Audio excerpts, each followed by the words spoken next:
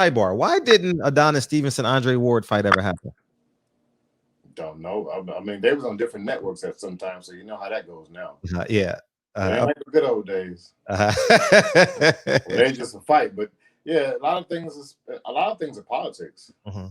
Sure. It's a lot of politics. So yeah, Adonis wanted to fight Andre Ward. Adonis wanted to fight Kovalev. But when you, as a fighter, you come to a certain point where you just say you have to sit and be a fighter. Sometimes you can't sit there and say, "Hey, I want to fight this person," and trying to negotiate all these deals and do all this stuff because at that point you don't really have control over it. Hmm. Unless you promote yourself as a Right. Mayweather. And if you don't have that control over it, then I feel like it's just a waste of time and stress that I don't have to worry about it. And Adonis was a warrior. He just said, whoever you say fight, I'll fight. Mm. And that's old throwback. Like, I don't care. Whoever you tell me to fight, I'll fight him. It doesn't matter to me because he believed in himself that much. It didn't matter. Mm. Right hand, softball, tall, short. Put him in there with me. Now, Tyson Fury, how did y'all relationship start? You and Tyson. Me and Tyson's relationship started in 2010 when he came over from England to the Crunk Gym looking for Emmanuel. And yeah, I remember him coming through the door. They hollered fresh meat. Oh, This, okay. this big white boy comes in the gym talking about he's going to be the next heavyweight champion of the world. Uh-huh. And at that time, Vladimir Klitschko was the heavyweight champion of the world. Mhm. So Emmanuel wasn't in the gym, so naturally they called me and said, "Hey, SugarHill, it's this guy here named Tyson Fury. That guy here talking about he's the next heavyweight champion of the world." And I introduced myself. We talked, and I told him, "Well, Emmanuel's not here."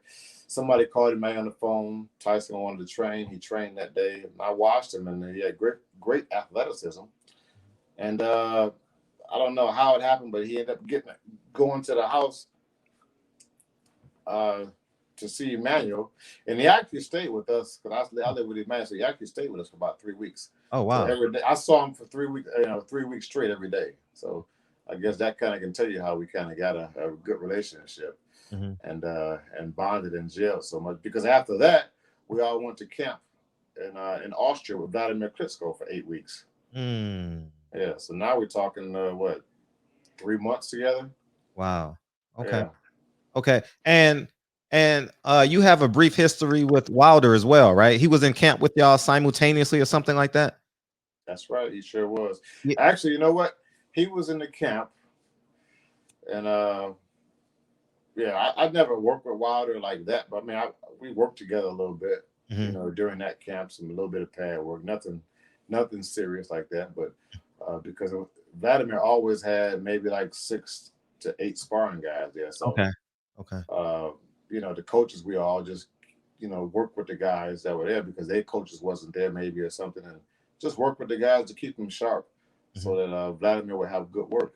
Hmm. So I worked with Deontay a little bit, gave him some pads and watch him hit the bag, things like that. Nothing to say, oh, I trained Deontay Wilder, but we have a relationship as well, Uh-huh. from that time, and that was the time that Emmanuel had passed away. Yeah.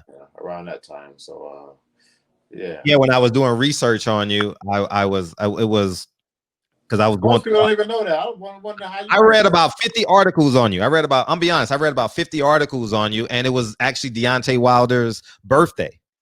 It was actually I have it all in my notes right here. It was actually Deontay Wilder's birthday in another country, and he was a sparring partner.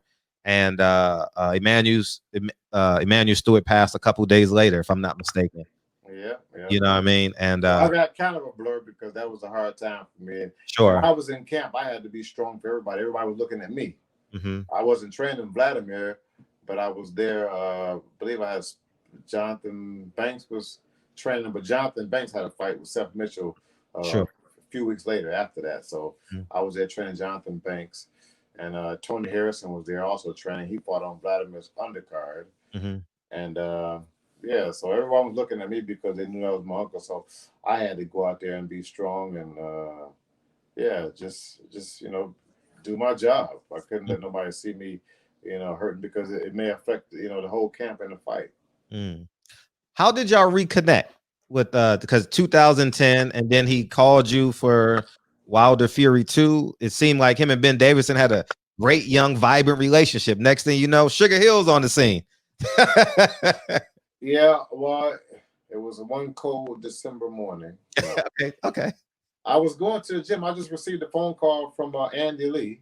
Mm-hmm. Uh, Andy Lee, just in short, Andy Lee called me and asked me, well, told me that him and Tyson were talking, and my name came up, and Andy wanted to know if I was interested, would I be interested in training Tyson Fury for the Tyson Fury Deontay Wilder Mm-hmm. rematch, and took me about 2 weeks to decide if I wanted to train him.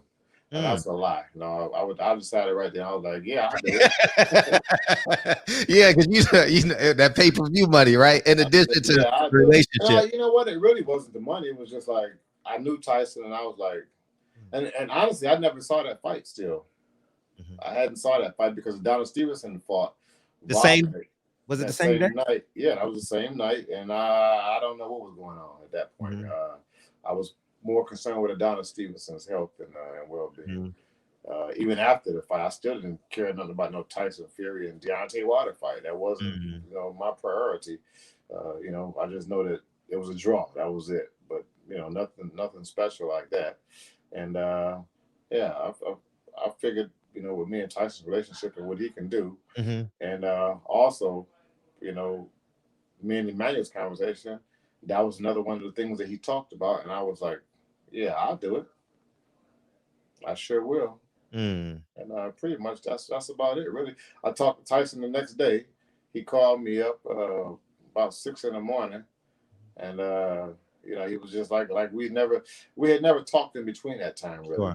Sure. For what 10 years or so.